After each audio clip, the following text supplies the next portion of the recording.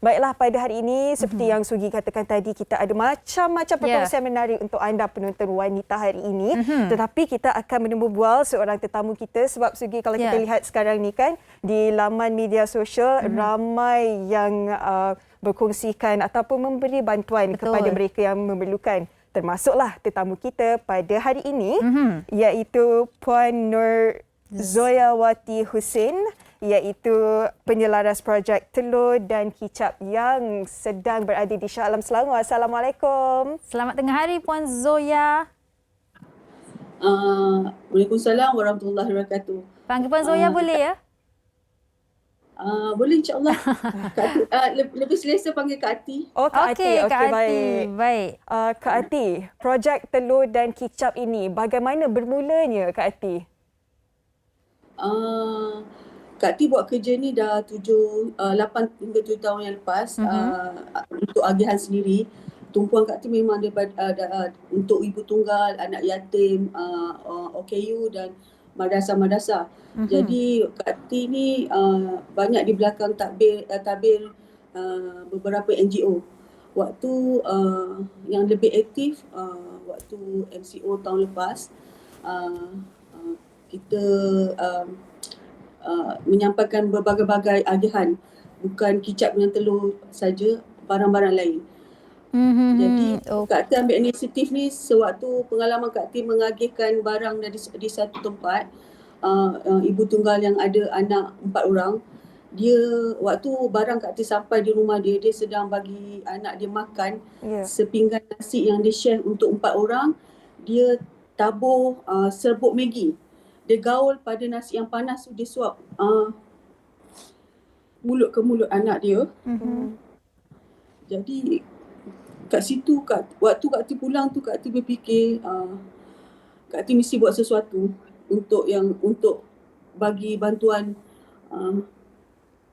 mereka supaya ada sumber protein pada keluarga, setiap keluarga.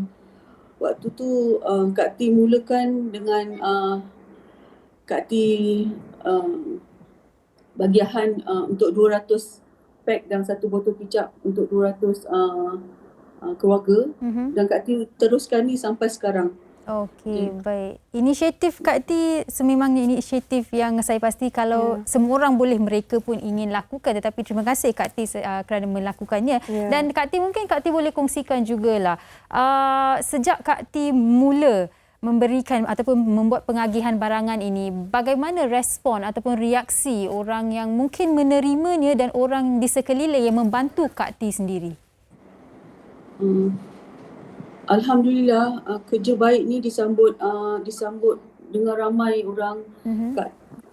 Yang membantu Kak Ati ramai daripada di kalangan ibu-ibu tunggal, orang yang betul-betul dah merasai kesusahan. Jadi agihan untuk di satu tempat seperti PPR untuk keluarga yang tidak berkemampuan tu, diorang bila kita sampaikan agihan tu, ada yang sampai peluk telur tu, rasa syukur. Kita tengok anak-anak mata diorang sedih, tak boleh nak gambarkan. Anak-anak kecil diorang peluk botol kicap.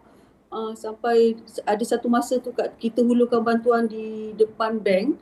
Ada keluarga OKU buta bersama suami isteri dan bawa anak kecil. Dia jual tisu. Waktu kita sampaikan agihan tu, kita kata kita ada sikit makanan, telur dan kicap untuk akak dengan akak. Lepas tu selepas tu dia cakap dengan anak dan suami, kita dah boleh balik dah sebab kita dah ada makanan untuk hari ni. Kak Ati, pengalaman ni begitu sedih. Memang sebab kita tengok dengan mata kita, dengan hati kita. Jadi Kak Ati sertai dengan ibu-ibu tunggal yang susah. Jadi diorang bercakap, Kak Ati, kita susah, rupanya adalah orang lagi susah. Kita nak jadi diorang punya bersyukur, berterima kasih dan ucapan terima kasih dan mendoakan penyumbang-penyumbang tu berkali-kali. Sehingga kan yang naik wheelchair, bertongkat, kita dah pesan jangan turun. Nanti kita sampaikan dekat depan pintu. Diorang cakap diorang turun tu sebab nak hargai dan nak mengucapkan terima kasih kepada penyumbang dan yang datang buat agihan. Pastinya tadi Kak Ati pun ada kongsikan kan mula aktif sebenarnya bukanlah lebih aktif sebenarnya pada tahun lalu sejak PKP kan. Berapa kerap pemberian kepada mereka yang memerlukan tu dan berapa banyak biji telur dalam seminggu ataupun sebulan yang diberikan? Terpulang pada sumbangan yang Kak Ti terima. Kalau sumbangan tu banyak, Kak Ti, tiap-tiap keluarga Kak Ti akan bagi 2 papan dan 1 botol kicap besar. Dan kalau sumbangan tu tak berapa banyak dan ramai yang lebih ramai kuantitinya tu, Kak Ti bagi 1 papan dan 1 botol kicap kecil. Tapi keraplah 1 minggu sampai 2 kali kita turun untuk agihkan di kawasan Shah Alam dan KL, terutama di PPR, di kawasan-kawasan PPR. Dan Kak Ti, mungkin di sini boleh juga saya tanya Kak Ti lah. Tadi Kak Ti berkata yang barang-barang lain juga ada diagihkan.